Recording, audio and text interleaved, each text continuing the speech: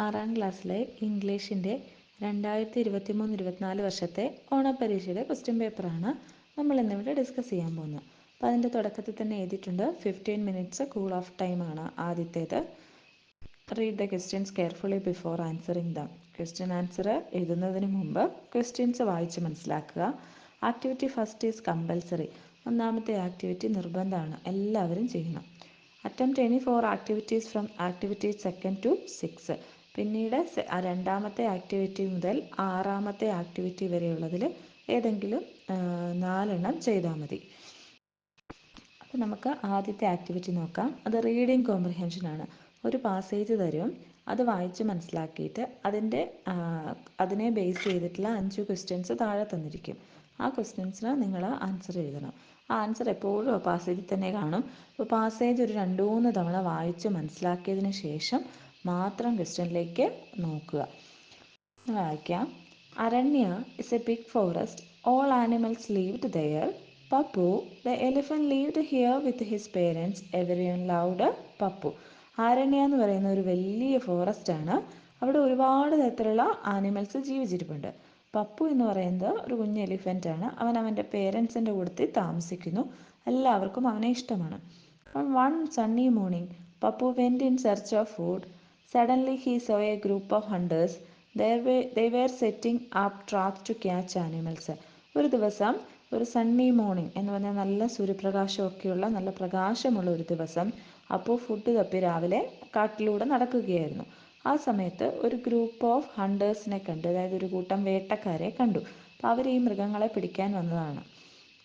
Oh, my friends are in danger. What shall I do? Papu thought. He soon trumpeted loudly. ഓ, എൻ്റെ friends എല്ലാവരും വളരെ അപകടത്തിലാണ്, ഞാൻ എന്തു ചെയ്യും എന്ന് പപ്പു വിചാരിച്ചു. അതുകൊണ്ട് തന്നെ പപ്പു വളരെ ഉറക്കെ ചിഹ്നം വിളിക്കാനായിട്ട് തുടങ്ങി, ശബ്ദമുണ്ടാക്കി. All the animals heard Pappu's trumpet. They knew the danger and hid themselves. അപ്പോൾ എല്ലാവരും ഈ പപ്പുവിൻ്റെ ശബ്ദം കേട്ടു. അവരെല്ലാവരും ഓരോരുത്തടുത്ത് ഒളിച്ചിരുന്നവർക്ക് മനസ്സിലായി അപകടമാണെന്ന്. Pappu ran back home. On his way back, he accidentally fell into a big pit. അപ്പോൾ പപ്പു തിരിച്ച് വീട്ടിലേക്ക് ഓടുന്ന വഴിക്ക് ഒരു കുഴിയിൽ വീണു. Oh no, I am trapped. Who will save me? അപ്പം പപ്പു പറഞ്ഞു, ഞാൻ ആ കുഴിയിൽ വീണു, ഇനി എന്നെ ആര് രക്ഷിക്കും? പപ്പു ബിഗാൻ ടു ക്രൈ, കരയാൻ ആരംഭിച്ചു. Chinnu the squirrel heard the cry from the tree top. അപ്പോൾ ആ പപ്പു വീണ കുഴിക്കടുത്തായിട്ട് ഒരു മരം ഉണ്ടായിരുന്നു. ആ മരത്തിലിരുന്ന ഒരു അണ്ണാൻ ഈ കരച്ചിൽ കേട്ടു. അപ്പോൾ അണ്ണാന് ഈ കരച്ചിൽ കേൾക്കുകയാണ്. Help help, Pappu has fallen in a pit. അപ്പോൾ അവൻ അണ്ണാൻ ഉറക്കെ വിളിച്ചു പറഞ്ഞു, പപ്പു ഒരു കുഴിയിൽ വീണു, എല്ലാവരും വന്ന് രക്ഷിക്കണം. Chinnu cried loudly. All animals came to help Pappu. Pappu's parents also reached there. All of them together pulled Pappu out. Pappu waved his ears to show his love and gratitude. അപ്പം ആ അണ്ണാൻ്റെ കരച്ചിൽ കേട്ടിട്ട് എല്ലാവരും വന്നു. പപ്പുവിൻ്റെ പേരൻസ് വരെ വന്നു. അങ്ങനെ എല്ലാവരും കൂടി പപ്പുവിനെ വലിച്ച് കുഴിയിൽ നിന്ന് പുറത്ത് കയറ്റി. അങ്ങനെ കയറി കഴിഞ്ഞപ്പോൾ പപ്പു തൻ്റെ 2 വലിയ ചെവികൾ കൊണ്ട് ഇങ്ങനെ വീശി കാണിച്ചു എല്ലാവരോടുള്ള സ്നേഹവും സന്തോഷവും. ഇനി അതിൻ്റെ താഴെയുള്ള ക്വസ്റ്റ്യൻസ് ആണ്. Where did Pappu live? എവിടെയാണ് പപ്പു ജീവിച്ചത്? അപ്പോൾ അതിൻ്റെ ഉത്തരം ആദ്യത്തെ സെൻറ്റൻസ് തന്നെയാണ്. Aranya is a big forest എന്ന് തന്നിട്ടില്ലേ. അപ്പം Pappu lived in Aranya big forest. Pappu lived in Aranya big forest. Second question. What did Pappu see on his way in search of food? Pappu തിരിച്ച് പോയ വഴി, അല്ലെങ്കിൽ ഫുഡ് തപ്പി പോയ വഴി എന്താണ് കണ്ടത്? What did Pappu see on his way in search of food? Food തപ്പിപ്പോയപ്പോൾ പപ്പു എന്താണ് കണ്ടത്?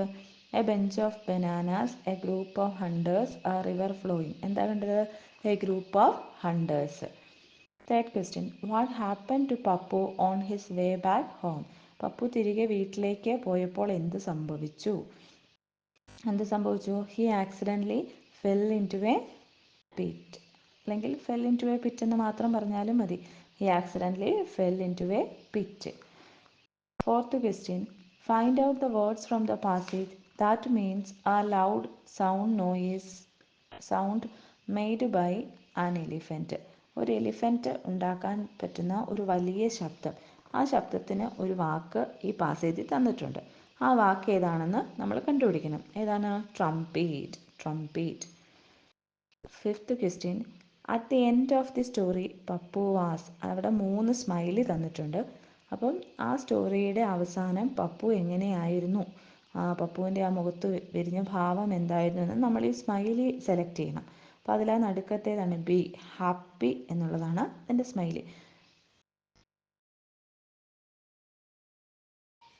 Activity second, description.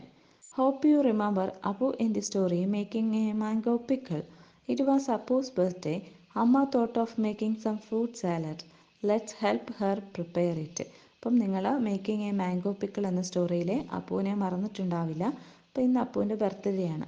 അമ്മ കുറച്ച് ഫ്രൂട്ട് സാലഡ് ഉണ്ടാക്കാൻ തീരുമാനിച്ചു. അമ്മയെ അതിനുവേണ്ടി സഹായിക്കുക. അപ്പോൾ എങ്ങനെയാണ് ഫ്രൂട്ട് സാലഡ് ഉണ്ടാക്കുക എന്നുള്ള ഒരു പിന്നെ ഡിസ്ക്രിപ്ഷനാണ് നമ്മൾ എഴുതേണ്ടത്. Describe the process of making fruit salad. അപ്പം ഫ്രൂട്ട് സാലഡ് ഉണ്ടാക്കുന്ന ഒരു പ്രോസസ്സിനെ പറ്റി നിങ്ങളുടെ വാക്കുകളിൽ എഴുതുക. അപ്പം അതിൻ്റെ തുടക്കം എങ്ങനെയായിരിക്കണം? Take some fresh fruits like. കുറച്ച് ഫ്രഷ് ഫ്രൂട്ട്സ് എടുക്കുക എന്നുള്ള ഒരു ലൈന് അവിടെ തന്നിട്ടുണ്ട്. അതിന് ബാക്കി നമ്മൾ ഫില്ല് ചെയ്യണം.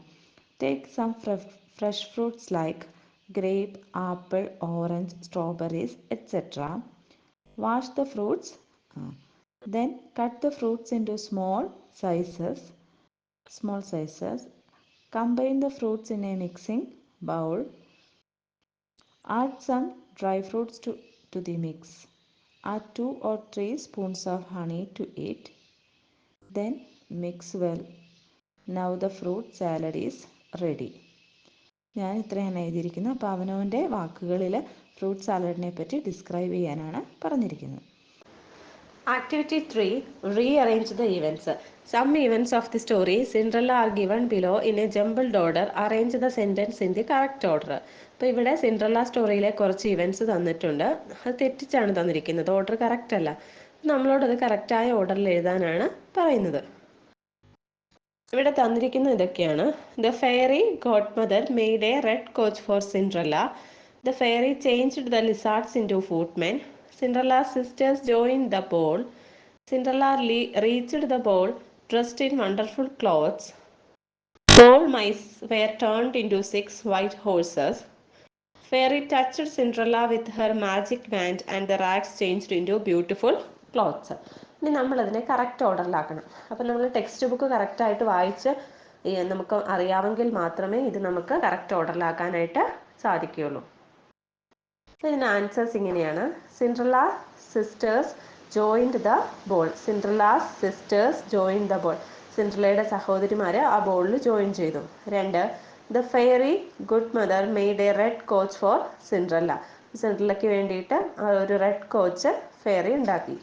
3rd, all mices were turned into 6 white horses. എലികൾ വെള്ള കുതിരകളായി മാറി. The fairy changed the lizards into footmen. Lizards footmen ആയി മാറി. Then fairy touched Cinderella with her magic wand and the rags changed into beautiful clothes. Fairy God mother ആ magic want കൊണ്ട് സിൻഡ്രല്ലയെ touch ചെയ്തപ്പോൾ Cinderella മനോഹരമായ ഉടുപ്പുകൾ ധരിച്ചൊരു പെൺകുട്ടിയായി മാറി. 6. Cinderella reached the ball dressed in wonderful clothes. മനോഹരമായ വസ്ത്രങ്ങൾ ധരിച്ച് സിൻഡ്രല്ല ആ ബോളിൽ എത്തി. ഇനി ആക്ടിവിറ്റി 4 വേർഡ് പസിലാണ്. എക്രോസ് തന്നിരിക്കുന്നത് place near A house wear flowers fruits or vegetables R grown. നമ്മുടെ വീടിനടുത്ത് ഫ്രൂട്ട്സും വെജിറ്റബിൾസും ഒക്കെ വളരുന്ന ഒരു സ്ഥലം. Then second one group of trees, ഒരു കൂട്ടം മരങ്ങൾ. 4th one something large in quantity, ഒരുപാട് അളവിലുള്ളത്. അതിൽ ഒന്നാമത്തേതിൻ്റെ ആൻസർ ഗാർഡനും, മൂന്നാമത്തേത് grow, 4th one plenty. Down intelligent. Intelligent അഥവാ ബുദ്ധിമാൻ എന്നൊരർത്ഥം വരുന്ന മറ്റൊരു വാക്ക് കണ്ടുപിടിക്കാനാണ്. അത് ക്ലവർ ആണ്. Opposite of old. ഓൾഡ് എന്ന വാക്കിൻ്റെ ഓപ്പോസിറ്റ് അത് യങ് ആണ് ഉത്തരം. ഇനി activity 5 thoughts. Raja was missing. Grandfather was upset. The servants could not find Raja. Grandfather started walking up and down in the courtyard. He became silent and started to pray. A lot of thoughts came to his mind. What could would be the thoughts of grandfather? അപ്പം രാജ missing ആണ്. Grand father സെർവൻസിനെയൊക്കെ വിട്ട് തപ്പി, പക്ഷേ രാജയെ കണ്ടെത്തിയില്ല. ആ നിമിഷങ്ങളിൽ grand father എന്തൊക്കെയായിരിക്കാം ചിന്തിച്ചിരിക്കുന്നത്? അത് നിങ്ങളോട് എഴുതാനാണ് ആവശ്യപ്പെട്ടിരിക്കുന്നത്. Write down the thoughts of grandfather. Oh God, where is my child? ദൈവമേ, എൻ്റെ കുട്ടി എവിടെയാണ്? What happen to him? അവൻ എന്ത് സംഭവിച്ചു? Is he's hiding somewhere in the field? അവന് ഈ പാടത്ത് എവിടെയോ മറഞ്ഞിരിക്കുകയാണോ? Oh God, please give me my child. എൻ്റെ കുട്ടിയെ എനിക്ക് തിരിച്ചു തരണേ ദൈവമേ. Oh he is so poor. അവൻ വളരെ പാവം കുട്ടിയാണ്. Now he may be hungry. അവനിപ്പോൾ വിശക്കുന്നുണ്ടാവാം. Activity 6, editing. Read the passage and edit the underlined words. Durga held a half coconut shell in his hands. She lowered it to show Apu its contents. Slices of tender green mango before the heart seed hardened. അപ്പോൾ ഇവിടെ ഈ underline ചെയ്തിരിക്കുന്ന വാക്കുകളിൽ mistake ഉണ്ട്. നമ്മൾ അതിനെ correct ചെയ്ത് എഴുതണം. ദുർഗ ഹോൾഡ് അല്ല, ഇവിടെ പാസ്റ്റ് ആണ്. പിടിച്ചു എന്നുള്ള അർത്ഥമാണ് ഹോൾഡിന്.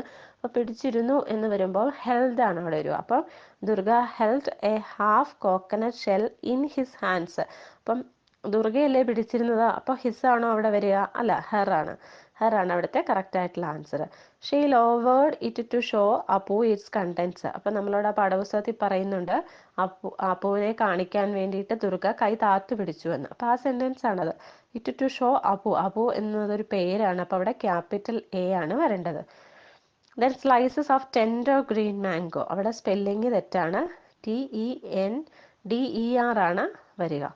Then before the seed hardened, അവിടെ വേർഡ് ഓർഡർ തിരിഞ്ഞാണ്. അപ്പോൾ അതിങ്ങനെയാണ് വരുന്നത്, സീഡ് ഹാർഡൻഡ്.